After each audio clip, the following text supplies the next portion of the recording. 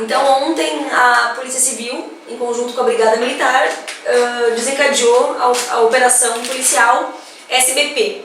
Na verdade, essa operação ela aconteceu em continuidade, né? Já reprimendo ao tráfico de drogas que as polícias vinham fazendo na cidade.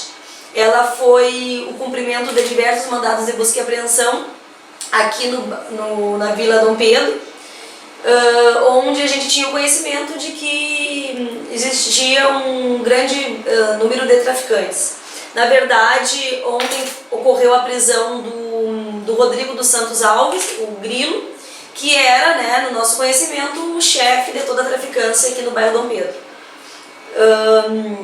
Na casa em que ele foi localizado, a gente conseguiu recuperar e encontrar uma grande quantidade de drogas, né, que já estava toda embalada para comercialização.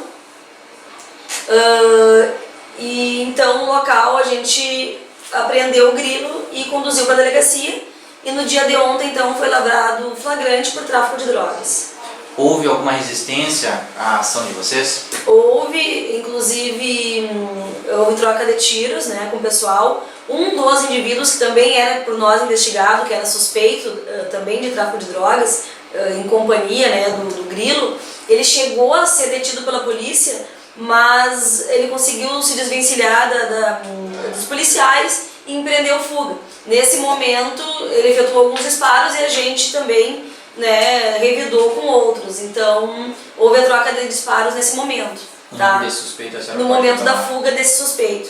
E o nome a senhora pode revelar? Ainda não, porque ele continua sendo investigado. Ele está foragido, seria o caso? Foragido não, porque Não, ainda prisão. não existe uma prisão decretada contra ele. Mas a gente continua a investigação com relação a esse indivíduo que empreendeu fuga. Quantos policiais participaram da operação e a quantidade de drogas e dinheiro apreendido? Foi em torno de 18 policiais, policiais civis e policiais militares, da Brigada Militar e da Polícia Civil, Caçapava do Sul e Santana da Boa Vista. Tá? A quantidade de droga, a gente não tem ainda o peso, né, que a gente vai fazer agora durante a instrução do inquérito, mas foi em torno, a gente apreendeu, a droga foi o seguinte, foi 70 buchinhas embaladas já, de cocaína e crack, então uma quantidade bem considerável, né? Mais 30 buchinhas de cocaína e mais uma bucha única de cocaína também. Então, como a droga já estava toda embalada, então isso caracteriza que ela, né, estava sendo comercializada. No local, a gente também encontrou um material próprio, um material específico para fazer essa separação e o embalo dessa droga. Tinha fita adesiva, diversas sacolas plásticas, talco.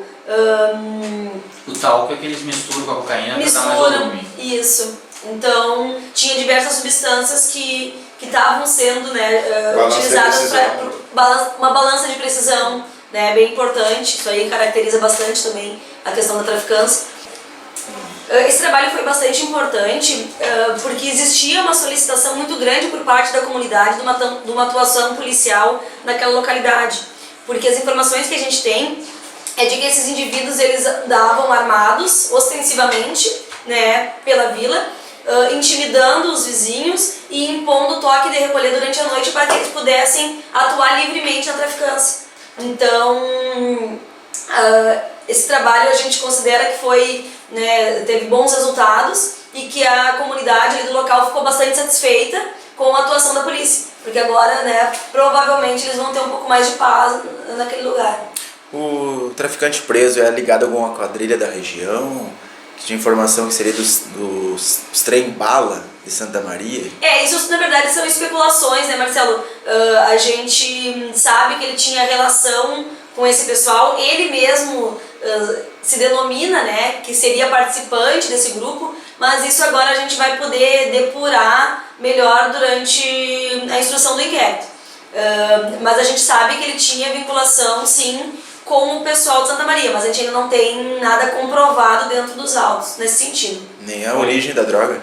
Nem a origem da droga. A gente sabe que ela vinha de Santa Maria e de São Cepé, mas a gente ainda não tem o nome das pessoas que seriam os fornecedores, né? A gente sabe que ela vinha dessa localidade.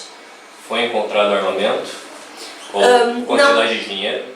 Armamento a gente não localizou, mas a gente sabe que eles têm, né, essas armas, e agora a gente continua na investigação para tentar localizar, porque no momento que a polícia não consegue desarmar a quadrilha, sempre permanece o risco, né? Risco para a comunidade e o risco para a própria polícia. Então agora a gente continua o trabalho para tentar localizar essas armas. Dinheiro a gente conseguiu encontrar, foram R$530 apreendidos. Né? Como as cédulas também eram todas fracionadas em notas de 50, 20, 10, também é mais um elemento que corrobora o tráfico. Tá, a questão da prisão deles. Foram presos mais 2 pessoas. Essas 2 pessoas foram detidos ontem, mais 2 pessoas. Eles se tornaram testemunhas. O que vai acontecer com essas outras 2 pessoas? Essas pessoas, a gente não tinha elementos que comprovassem no momento, né, que elas estavam envolvidas com o tráfico, mas elas estão agora dentro do inquérito policial, elas vão ser investigadas. Né? Na verdade, no momento que a polícia civil realiza um flagrante, ela tem que ter certeza absoluta de que aquela pessoa, né, cometia o crime, que era o caso do Grilo. A gente já vinha investigando ele antes, né, e ontem encontramos ele, né, com a quantidade de droga. As outras pessoas a gente não tinha informação até o momento de que elas estariam envolvidas. Então, no momento que elas foram detidas naquele local, agora elas passam a ser investigadas, né, mas elas não foram autuadas em flagrante. É fato que existia toque de recolher no bairro em função desses traficantes? Sim, é fato. A comunidade relata bem essa situação, né? E por isso era muito grande o número de denúncias e de pedidos de uma atuação policial naquela localidade, né? Em razão dessa situação. Toque de recolher e a intimidação que eles ofereciam, né? Que eles exerciam em relação às pessoas ali do bairro. Já que partiu de uma denúncia da comunidade, doutora, isso aí, por exemplo, o crack, não só em Caçapava, mas em todo o estado, em todo o país, é quase uma epidemia. Fica um alerta aí para os moradores, para o pessoal dos bairros denunciar para a Polícia Civil? Com certeza. Na verdade, trabalhos como esse só são possíveis em razão da participação efetiva da comunidade. Né? E todos os outros trabalhos que a gente já efetuou aqui na cidade são justamente porque a gente hoje conta, né, com a comunidade do nosso lado, nos apoiando, nos informando. Então a gente exerce nosso papel, mas a sociedade também tem que exercer o papel dela, né, de denunciar, de informar, de colaborar com a polícia.